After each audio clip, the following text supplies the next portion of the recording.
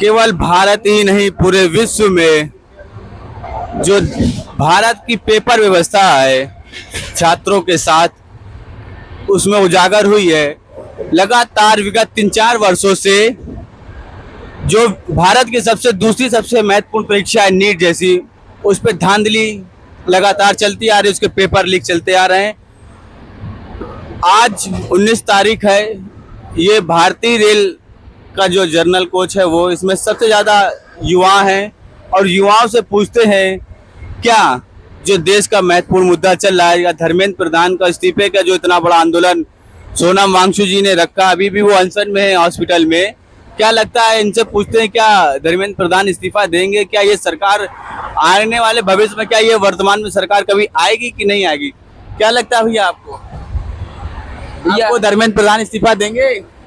देना तो चाहिए जिस प्रकार से उन्होंने ये काम किया है, बट हम उसी लिए जा रहे हैं, उस धरना प्रदर्शन में शामिल होंगे और जोरों शोरों से अपनी आवाज़ उठाएंगे और उनको इस्तीफा तो देना पड़ेगा। हम अपनी आवाज़ बुलंद रखेंगे। भैया क्या धर्मेंद्र प्रधान इस्तीफा देंगे? हाँ इस्तीफा देंगे, जरूर देंगे। और कैसे देंगे? 1 महीने से ज्यादा तो लोग बैठे हो गए कि नहीं दिया अभी तक, कोई जवाब भी देने नहीं आया, पूछने नहीं आया, चोर आए सारे सब। तो फिर कैसे इस्तीफा देंगे? प्रदर्शन हुए, प्रदर्शन हुए तो प्रदर्शनकारियों को तो प्रदर्शन जीवी बताते हैं, तो पता नहीं क्या क्या बताते हैं। आप क्या कहेंगे फिर उसके लिए? सब चोर आए सारे।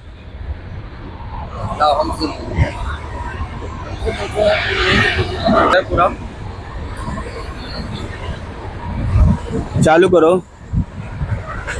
क्या धर्मेंद्र प्रधान इस्तीफा देंगे? अब धर्मेंद्र प्रधान का ही नहीं, नरेंद्र मोदी का इस्तीफा मांगा जाएगा इस बार। जैसे उन्होंने ये वांगचुक, किस आधार पे कह सकते हैं उनका इस्तीफा मांगा जाएगा? जिस प्रकार से उनके जो मंत्रालय है, मंत्रालय के लोग जो घपला कर रहे हैं। अब आप दिल्ली में ही देखे हैं, सोनम वांगचुक को जिस तरह से उठाया गया है, जिस बर्बरता के साथ उनको वहां से उठाया गया है, ऐसा लग रहा कि उनके द्वारा अहिंसा तरीके से कार्य किया गया हो। लेकिन उन्होंने शांति पूर्वक ढंग से 21 दिनों तक धरना दिया है, उसमें कोई भी ऐसी हिंसा वाली चीज नहीं दिखाई दी है। और जिस प्रकार से सिविल ड्रेस में आके वहाँ के पुलिस थे या गुंडे थे, पता नहीं कौन लोग थे, जो उन्होंने वांगचुक सर को उठाया है, ये बहुत ही निंदनीय कार्य है दिल्ली पुलिस का। क्या जो देश में सरकार है उसे ये कोई चिंता नहीं है कि हमको आगे चुनाव लड़ना है, हमें जनता पे विश्वास बनाना है? अगर उसके पास विश्वास होता तो वो जनता को जवाब देने आते। क्या लगता है वो अपने आप को चुनाव से क्या डिक्टेटरशिप मान चुके हैं कि हम शासक हैं अब यहाँ आजीवन के लिए?